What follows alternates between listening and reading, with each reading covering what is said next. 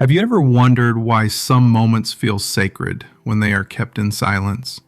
Why certain things, when shared too early, seem to lose their power? In a world that constantly tells us to speak more, share more, and prove more, Buddhist wisdom gently reminds us of something very different.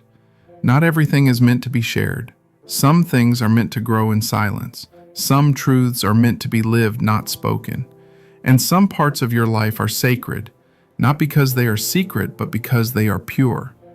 In this video, we are going to explore 7 powerful things you should never share if you want to protect your peace, protect your energy, and walk the path of inner freedom.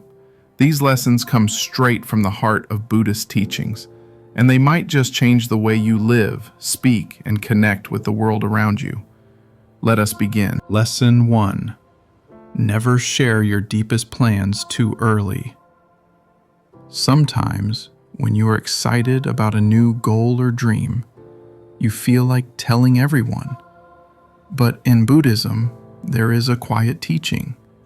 Protect what is still growing.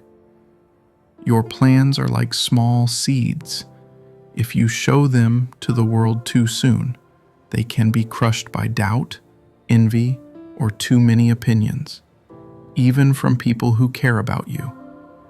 When too many voices enter your mind, you start to question yourself. You lose focus, you lose energy. That is why wise people stay silent when they are building something important. They do not talk about it. They work on it. They water it. They protect it until it becomes strong enough to stand on its own. So, next time you are working on something meaningful, whether it is a dream, a project, or a new version of yourself, keep it close to your heart. Let the results speak when the time is right. Silence is not weakness, it is spiritual strength. Lesson 2.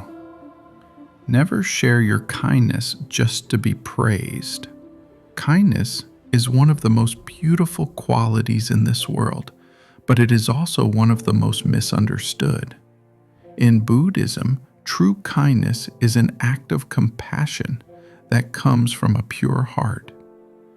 It is given without any expectation, without attachment, and without needing anything in return, not even a thank you.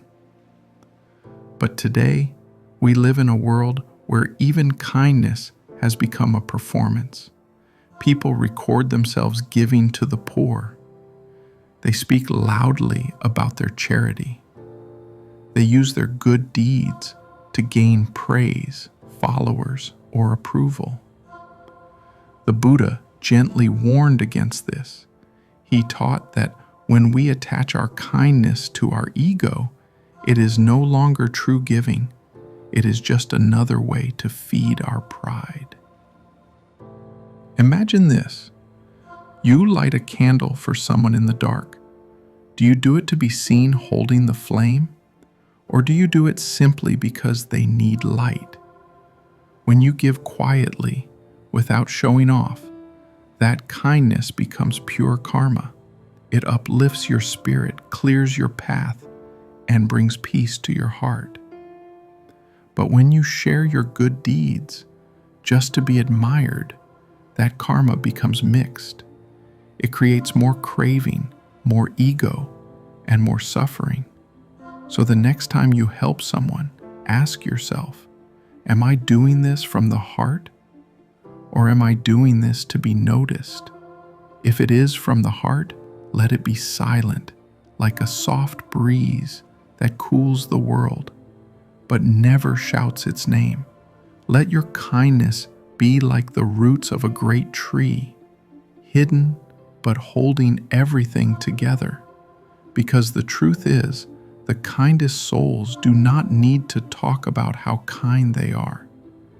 They just keep giving, loving, and walking gently on this earth. And in doing so, they touch more lives than they ever realize. Lesson 3. Never share your struggles with everyone.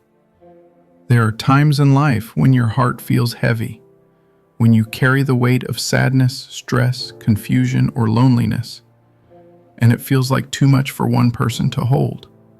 In moments like these, it is only human to want someone to listen, to say, "I am hurting," and have someone reply, "I understand." That kind of connection can be healing.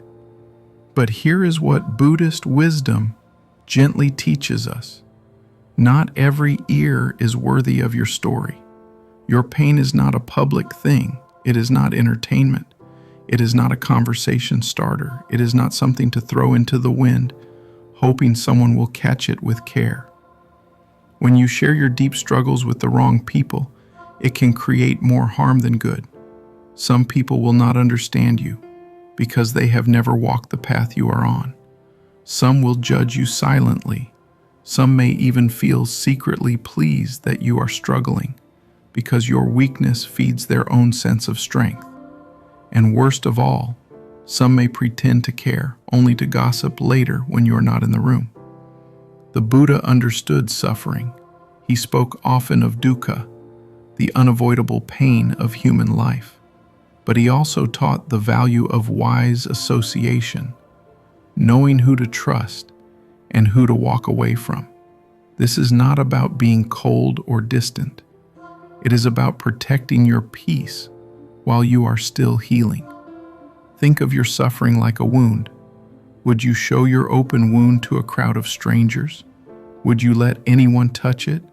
Or would you cover it gently, clean it quietly, and let it heal in the care of stillness and safety? When you speak your pain, choose your listener the way a monk chooses silence, with care, with awareness, and with heart. Sometimes, the most powerful healing does not come from speaking, but from being alone in stillness, with a cup of tea, with the breath, with the sacred space of your own soul. And when you do speak, speak to those who do not rush to fix you, but simply sit with you. They may not have the answers, but they will hold your pain gently, without judgment, without noise, because real compassion is not loud, it is quiet presence. And real healing is not always in talking, it is in being seen without needing to explain. So remember, you do not have to share everything to feel understood. You do not have to bleed in front of everyone to prove you are hurting. And you do not have to explain your darkness to those who have never sat with their own. Some struggles are meant to be carried into silence, and from that silence, a deeper peace will rise. Lesson 4. Never share gossip or negative words about others. Words may seem light, but they carry weight. They create karma. They shape the world around us and the world inside us. In Buddhism, one of the most sacred teachings is the practice of right speech, speaking in ways that are truthful, kind, helpful, and peaceful. When we gossip or speak negatively about others, we break this teaching, even if we think it is harmless, even if it feels small. The Buddha once said, "Speak only when your words are more beautiful than silence." But in today's world, silence often feels too empty, so people fill it with whispers, rumors, judgments, and casual criticism. They talk about others behind their backs. They repeat stories that were not theirs to share. They say things like, "I am just being honest," when in truth, they are just being unkind. Here is the truth. What you say about others says more about you. When you speak badly about someone, you are not just harming them. You are also darkening your own heart. You are building a habit of negativity, and slowly you begin to lose your inner peace without even realizing why. Why does gossip feel so tempting? Because the ego enjoys comparison. It wants to feel better than others. It feeds on small talk that makes others look small. But Buddhist wisdom invites us to go beyond ego, to recognize that all beings are walking their own path. Some are lost, some are growing, some are struggling silently. So when we speak of others, we should do it with compassion, or not at all. Imagine your words as seeds. If you plant gossip, anger, or judgment, you will grow anxiety, mistrust, and separation. But if you plant kindness, silence, and respect, you will grow peace, harmony, and deeper understanding. There is great strength in choosing not to speak when you have the chance to hurt someone with your words. There is deep power in choosing compassion over criticism. So the next time someone brings you gossip, pause, smile gently, and walk away in peace. You do not need to hold that energy. You do not need to carry that karma. Be the person who protects others even when they are not in the room. Because peace is not just found in meditation. It is found in the way you speak, the way you listen, and the way you refuse to let your words become weapons. Lesson 5. Never share everything about your spiritual practice. In this noisy world, silence is rare. And what is sacred often gets lost in the rush to be seen. Your spiritual journey is one of the most personal and powerful parts of your life. It is not something the world needs to witness. It is something your soul needs to live. Buddhism teaches us to go inward, to turn our attention from the outside world to the stillness within. Whether it is through meditation, mindfulness, chanting, or deep reflection, spiritual practice is not about showing the world who you are becoming. It is about remembering your true self. But today, we are often encouraged to share everything, to talk about every insight, to post every ritual, to display every moment of peace or awakening. And in doing so, we risk something precious. We begin to trade depth for display. We turn the sacred into content. And slowly, what once connected us to the truth becomes something we use to feed our identity.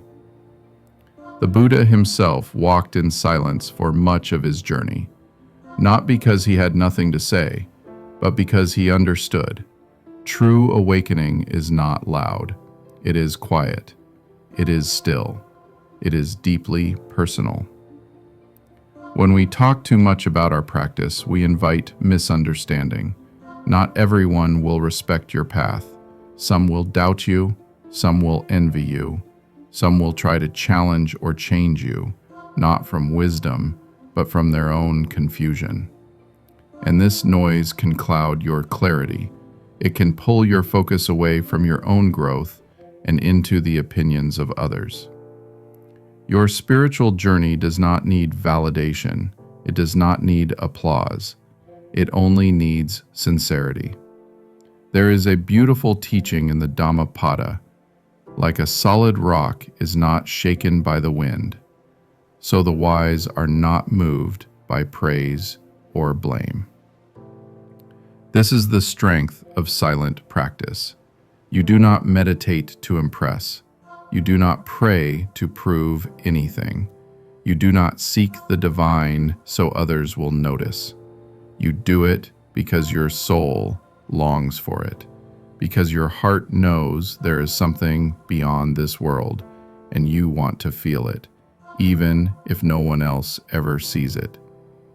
So protect your practice the way you would protect a flame from the wind.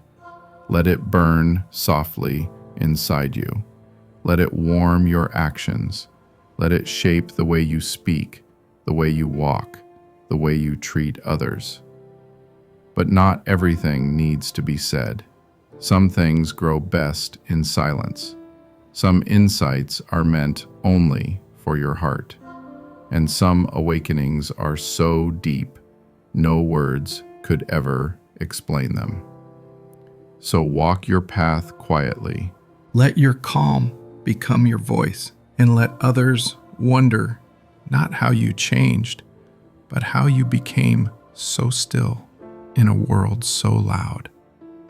This is the true power of spiritual practice, not in what you share, but in how you live. Lesson 6. Never share your inner peace with those who only want chaos. There is a kind of peace that is not given to you by the world. It is not found in noise, not bought with money, not given by any person. It is earned. You earn it when you face yourself in silence, when you stop running from your emotions, when you learn to breathe through pain instead of avoiding it. This kind of peace is sacred. It does not arrive suddenly. It grows slowly and quietly, like a lotus rising from muddy waters. And once you find it, once you taste that stillness deep within your heart, you realize how precious it is, how rare, how powerful. But here is something the Buddha understood well. Not everyone is ready for peace. There are people in this world who are so used to suffering, so addicted to conflict, so entangled in drama, that peace feels foreign to them. It makes them restless. They do not know how to sit with calm energy, so they try to disturb it. They may not do it consciously. They may not even know why your peace bothers them, but they will try to pull you back into their chaos, with their sharp words, with their silent bitterness, with their constant need for attention, validation, or control. And here is the deepest truth. You are not responsible for their healing. You are not responsible for fixing them, explaining yourself, or sacrificing your calm to make them feel more comfortable. The Buddha taught that peace comes from detachment, not indifference, from compassion, not control, from letting go, not giving in. So when you find yourself in the presence of someone who lives in chaos, someone who thrives on arguments, or turns everything into a battle, or drains your energy without giving anything in return, step back. Not with anger, not with pride, but with deep awareness. You cannot share your stillness with someone who is not ready to be still. You cannot pour your light into a cup that is full of noise, and you should never feel guilty for protecting your peace. Your peace is the result of deep inner work. It is the flower of your self-awareness. It is the gift you have given yourself after walking through fire. So protect it, not by building walls around your heart, but by being wise with your presence. Choose carefully where you place your energy. Choose who you sit with, who you listen to, and who you allow into your sacred space. Sometimes the most spiritual thing you can do is walk away quietly from what no longer aligns with your soul. Let your peace speak for itself. Let it be felt in your presence. Let it shine through your actions without needing to be explained, defended, or shared with those who only want to tear it down. And if someone asks, "Why are you so calm?" you do not have to say a word. Just smile, because peace does not need to be proven. It only needs to be lived. Lesson 7. Never share everything you know. Wisdom is not for ego. There is a quiet kind of strength that lives in those who carry great wisdom, but feel no need to prove it. And if you are walking the path of mindfulness, if you are sitting with truth, studying sacred texts, watching the nature of your own mind unfold, there will come a time when you begin to see clearly, clearer than ever before. You may begin to understand suffering, not just your own, but that of others. You may begin to recognize patterns in people. You may see illusion where others see importance. You may feel as though you have stepped outside of the world's chaos, even just for a moment. And in that moment, something inside you wants to speak. You want to share what you now know. You want to help. You want others to see it too. But here is the subtle danger that Buddhist wisdom warns us about. The moment you feel the need to speak simply to prove what you know, your wisdom becomes ego. And when ego enters, purity leaves. True wisdom is not loud. It does not rush to be heard. It does not seek validation, applause, or agreement. It is like a calm river, deep, still, flowing with grace, not force. The Buddha himself spoke only when he saw that someone was ready to listen with an open heart. He never shared teachings to feel superior, to win arguments, or to make others feel small. Instead, he taught from compassion, not to display what he knew, but to lift others gently out of their suffering, one mindful breath at a time. We live in a world where people often speak to be noticed, to sound wise, to look important, but Buddhist teaching reminds us, real wisdom is not about speaking, it is about living. When you truly understand something deeply, you do not need to convince anyone. You simply become it. If you understand peace, you become peaceful. If you understand compassion, you move gently without needing to say, "Look how kind I am." If you understand impermanence, you stop clinging without announcing it to the world. This is why the greatest masters often appear simple, even ordinary, because they are no longer trying to be someone. They have emptied themselves of the need to be seen. So if you are walking the path, if your soul is waking up, if your insights are blooming quietly in your heart, do not be in a rush to teach. Some people are not ready to hear what you have discovered. Some may misunderstand, some may feel threatened, and some may argue, not to learn, but to defend their own illusion. Let your wisdom grow like a tree, silently, steadily, with deep roots and wide shade. You do not need to declare that you are wise. Just be kind, just be still, just be real. Let your life become the message. Speak only when the moment is right, when it will ease suffering, not feed your image, when it will guide, not control, when it will uplift, not impress.